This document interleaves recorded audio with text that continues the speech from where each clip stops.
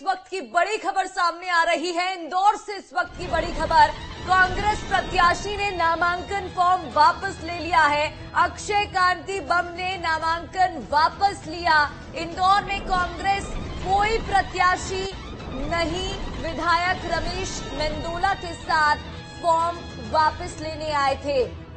तो इस वक्त की बड़ी खबर बताई जा रही है। देखिए, यहां इंदौर से बड़ी खबर सामने आ रही है, जहां पर बताया जा रहा है कि रमेश मेंदोला के साथ फॉर्म वापस लेने आए थे और कांग्रेस प्रत्याशी ने नामांकन फॉर्म वापस ले लिया है।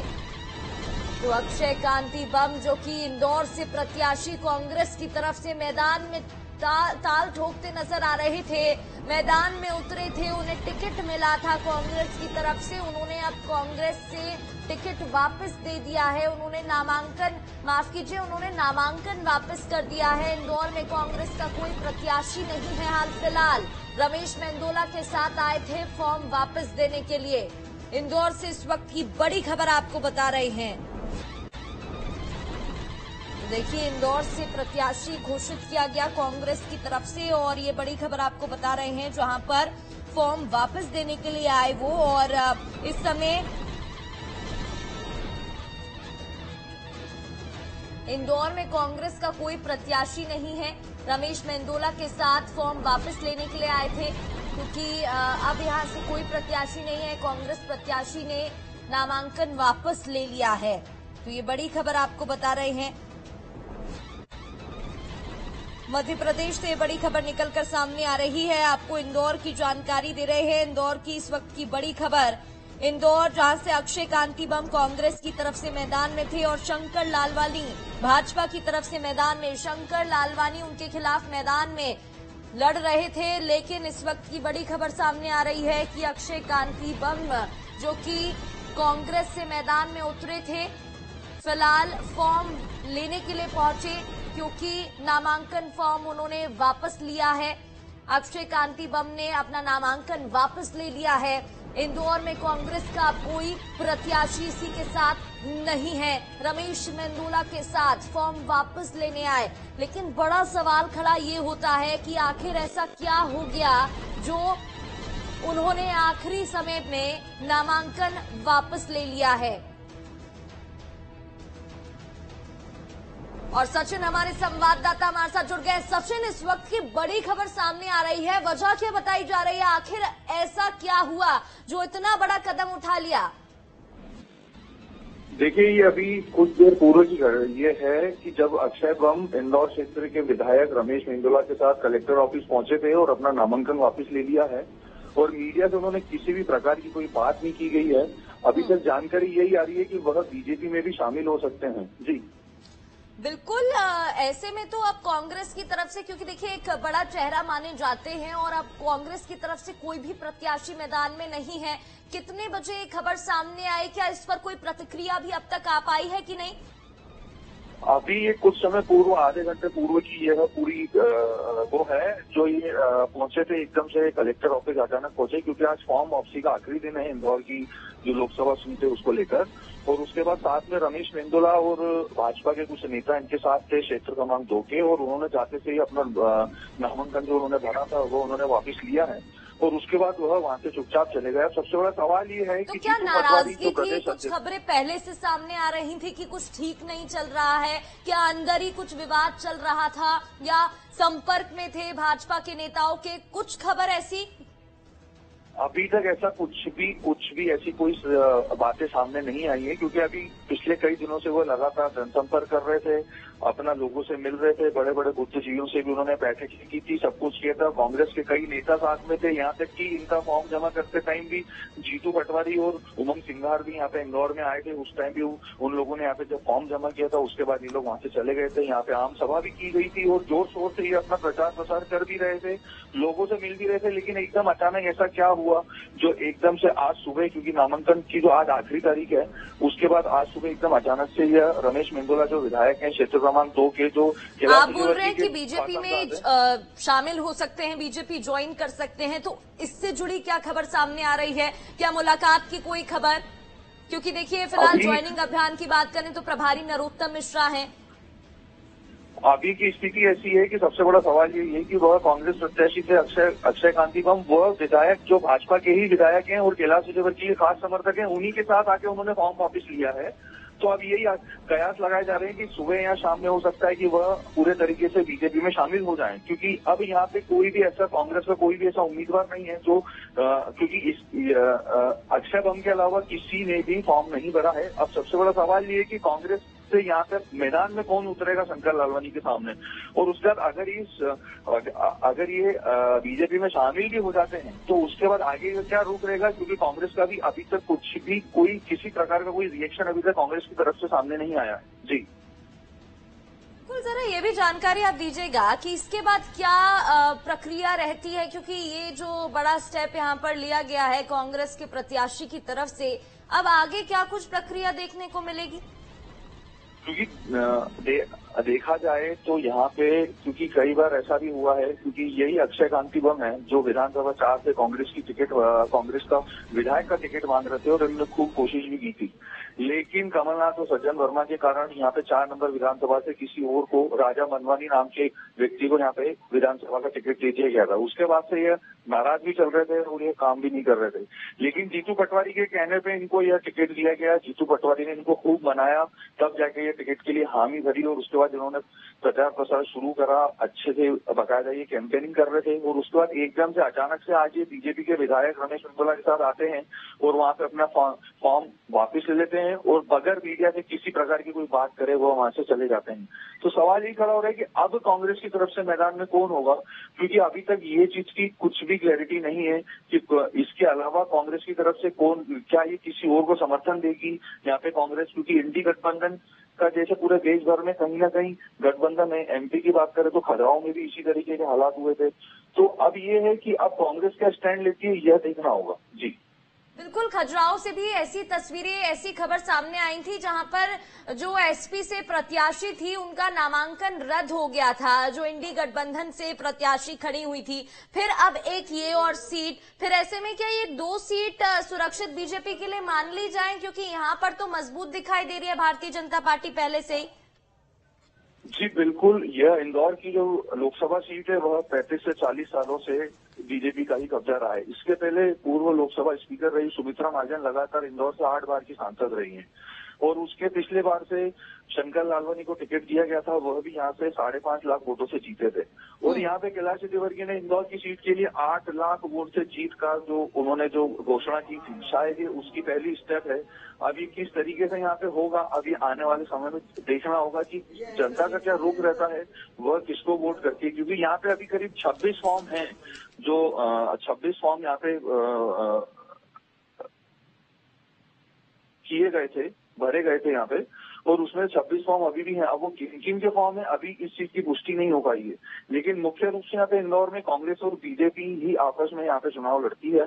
ये इन्हीं 2 पार्टियों के कैंडिडेट ही हर बार यहाँ पे चुनाव लड़ते हैं, लेकिन अब यही है कि यहाँ पे विधानसभा में भी 9 के 9 सीटें बीजेपी के कब्जे में है। और इसके साथ साथ अब ये सांसद का जिस तरीके से यहाँ पे ये हुआ है कि कांग्रेस के प्रत्याशी अक्षय बम ने जो अपना नामांकन वापस लिया है, अब देखना होगा कि अब आगे क्या स्टेप जीतू पटवारी लेते हैं इसके लिए, क्योंकि उनका यह गृह क्षेत्र है और वह इंदौर, वो प्रदेश के अध्यक्ष भी हैं। जी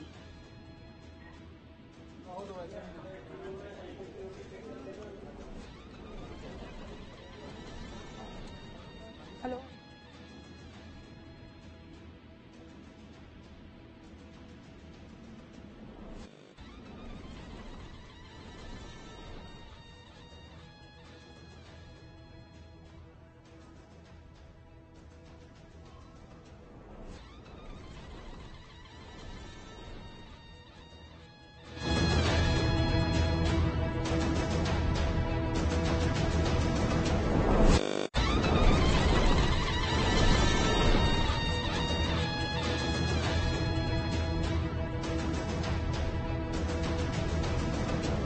सचिन, ये बड़ी जानकारी है।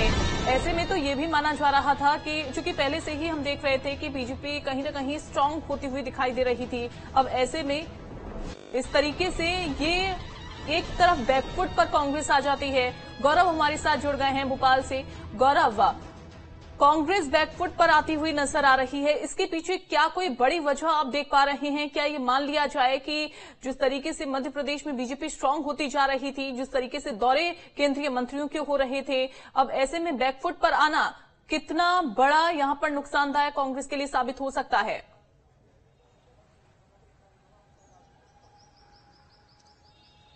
देखिए, जिस तरीके से लोकसभा चुनाव चल रहे हैं और मध्य प्रदेश में जो चुनाव चल रहे हैं और लोकसभा की 29 सीटों पर चुनाव है, उसमें ये बहुत बड़ा घटनाक्रम अपने आप में देखा जा सकता है, क्योंकि इंदौर से कांग्रेस के प्रत्याशी ने ही अपना नामांकन वापस ले लिया है।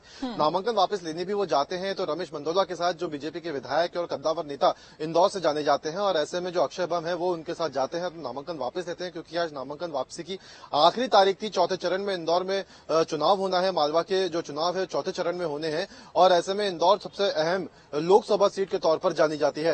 हालांकि इस सीट पर बीजेपी पहले से ही मजबूत मानी जा रही थी, क्योंकि शंकर लालवानी जो पहले से यहाँ पे सांसद थे, उन्हें ही दोबारा से लोकसभा चुनाव के प्रत्याशी के तौर पर बीजेपी ने उतारा था। और अब जब अक्षय बम जो एक युवा नेता के तौर पर जाने जाते हैं, और ये कहा जा रहा था कि कहीं ना कहीं वो युवाओं को आकर्षित करने में सफल साबित हो सकते हैं, ऐसे में वो अपना नामांकन वापस ले लेते हैं। और ऐसे में ये कहा जा सकता है कि अपने आप में ये बहुत ही बड़ा घटनाक्रम है राजनीति के क्षेत्र में, क्योंकि देखिए, अक्षय बम जो है वो यहाँ से एक युवा नेता है, एजुकेशन फील्ड में यहाँ पे वो काम लंबे समय से करते हुए आ रहे हैं, और युवाओं को काफी हद तक वो आकर्षित इस चुनाव में कर सकते थे। ऐसे में अब उन्होंने अपना नामांकन वापस लिया है, तो कहीं ना कहीं अब बीजेपी एक तरफा इंदौर में चुनावी मैदान में है। अब क्योंकि अक्षय बम को ये कहा जाता था लेकर कि वो दिग्विजय सिंह के काफी खास है, और दिग्विजय के कहने पर उनको यहाँ से टिकट दिया गया था। ऐसे में यहाँ पे कांग्रेस जो है लंबे समय से ये कोशिश कर रही थी कि यहाँ पे कुछ मजबूत स्थिति में वो आए, लेकिन अब जब अक्षय बम जो मुख्य कैंडिडेट यहाँ पर थे, कांग्रेस के कैंडिडेट थे, अब उन्होंने जब अपना नामांकन वापस लिया है, तो जाहिर सी बात है कि अब एक तरफा मुकाबला इंदौर में हो गया है। शंकर लालवानी एक तरफा चुनाव यहाँ से एक तरीके से जीतते हुए नजर आ रहे हैं। अब सबसे बड़ी बात यह है कि इस सीट पर बीजेपी से पहले से स्ट्रांग थी, तो ऐसे में इस रणनीति पर क्यों काम किया गया? क्योंकि देखिए, लगातार बीजेपी ये कोशिश कर रही है कि ज्यादा से ज्यादा मार्जिन के साथ बीजेपी अपने चुनाव को जीते, हर कैंडिडेट ज्यादा से ज्यादा मार्जिन के साथ चुनाव जीते। और जिस तरीके से वोट प्रतिशत पहले दो चरणों में मध्य प्रदेश में गिरा है, तो कहीं ना कहीं अब अगर अक्षय बम अपना नामांकन वापस लेते हैं, तो जितने वोट्स हैं वो बीजेपी के पक्ष में जाएंगे। और जो एक नसीहत केंद्र से मध्य प्रदेश के नेताओं को दी गई थी कि अगर वोट प्रतिशत गिरता है तो कहीं ना कहीं वहां के नेताओं को, वहां के विधायक इसके लिए पूरी तरह जिम्मेदार होंगे। और ऐसे में अब अक्षय बम ने अगर अपना नामांकन वापस लिया है, तो जाहिर सी बात है कि कोई कैंडिडेट कांग्रेस के पास बचता नहीं है, और ऐसे में सारे वोट्स बीजेपी के पास जाएंगे। लेकिन फिर भी आज नामांकन वापसी का आज आखिरी दिन था। अब ऐसे में कांग्रेस पूरी तरह से बैकफुट में आ गई है। अब कांग्रेस किस तरीके से इस चुनाव में उतरती है और किसे समर्थन देती है, वो अपने आप में एक बड़ा चैलेंज कांग्रेस के सामने होगा। लेकिन इस घटनाक्रम के बाद कांग्रेस आलाकमान क्या एक्शन लेता है, क्या कुछ करता है आगे लिया गया, लेकिन नामांकन वापस लेने के लिए खुद बीजेपी विधायक रमेश मेंदोला के साथ वो जाते हैं।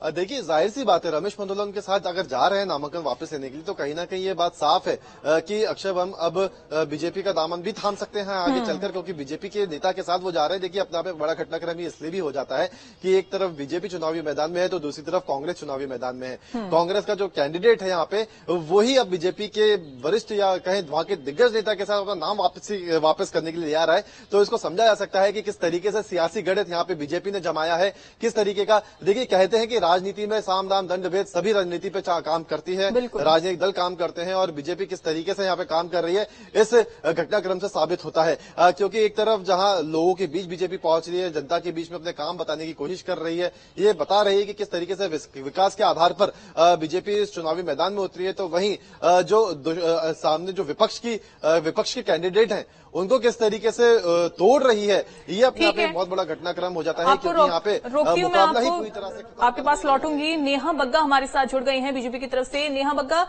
जिस तरीके से ये एक बड़ी खबर सामने आ रही है, किस तरीके से आप इसे देख रहे हैं अनिया जी, ये भी बताइए। और साथ ही चूंकि लगातार कांग्रेस के तमाम विधायक या नेता जिस तरीके से पार्टी छोड़ रहे हैं, बीजेपी में शामिल हो रहे हैं, क्या कहेंगी, आपकी प्रतिक्रिया?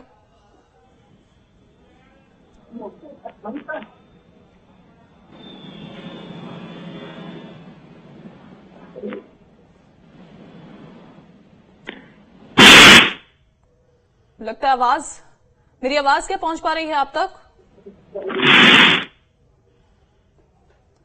ठीक है, दोबारा से संपर्क करने की कोशिश करते हैं। देखिए, ये एक बड़ी खबर सामने आ रही है, क्योंकि ऐसे में थर्ड फेज का इलेक्शन होना है, थर्ड फेज का चुनाव होना है, लेकिन उससे पहले इंदौर की सीट भी देखिए हाई प्रोफाइल ये सीट, और ये सीट भी उसमें शामिल थी जब तीसरे चरण का चुनाव होता, लेकिन उस पर एक बड़ा झटका जो है वो कांग्रेस को लग गया है। अक्षय कांति बम ने अपना नामांकन वापस ले लिया है, और सबसे बड़ा सवाल यही उठ रहा है कि वो बीजेपी विधायक रमेश मेंदोला के साथ जाते हैं ऑफिस में, और उसके बाद अपना नामांकन वापस लिया जाता है। इससे पहले भी हमने देखा था तमाम बीजेपी पार्टी के साथ में कांग्रेस के नेता शामिल हो गए थे।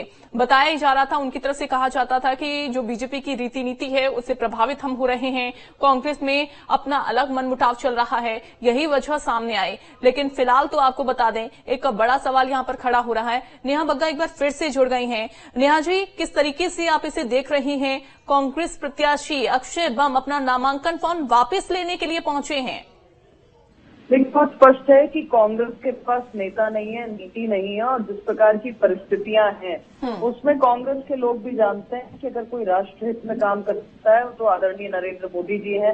अगर कोई सनातन का परचम फहरा सकता है तो आदरणीय नरेंद्र मोदी जी हैं। अगर देश के विकास को कोई गति पहुंचा सकता है तो आदरणीय प्रधानमंत्री नरेंद्र मोदी जी हैं। अगर विश्व में भारत की साख कोई बना सकता है तो आदरणीय प्रधानमंत्री मोदी जी। इसीलिए कांग्रेस के जो प्रत्याशी थे वो भारतीय जनता पार्टी के पास आए हैं, सदस्यता ली है, उनका बहुत बहुत स्वागत है। आप देखिए कि एक नहीं, देश के कोने कोने से इसी प्रकार की आवाज आ रही है, और नेहरू गांधी परिवार जिस प्रकार से अपनी परिक्रमा करवा कर बिना योग्यता के स्थापित रहना चाहता है, जनता भी और उनके कार्यकर्ता भी उनको रिजेक्ट कर रहे हैं। लेकिन क्या अक्षय कांति बम से किसी तरीके की कोई बातचीत बीजेपी पार्टी की ओर से चल रही थी?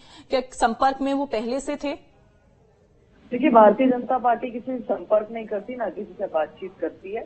जो भी व्यक्ति भारत निर्माण के लिए, देश की सुरक्षा के लिए, देश के विकास के लिए, देश प्रथम की भावना के साथ आता है, उसका स्वागत करती है। इसी नाते इनका भी स्वागत हुआ। लेकिन किसी तरीके की कोई बातचीत तो हुई होगी, या फिर सीधा स्पष्ट ये कर दिया, क्योंकि जब खुद वो बीजेपी विधायक के साथ जा रहे हैं वापस लेने के लिए नामांकन, तो किसी तरीके की कोई बातचीत हुई होगी? ये उनकी भावना है, वो जानते हैं कि उनके पास नेता नहीं, नीति नहीं, नेतृत्व नहीं, और इसलिए वो भाजपा के साथ आए।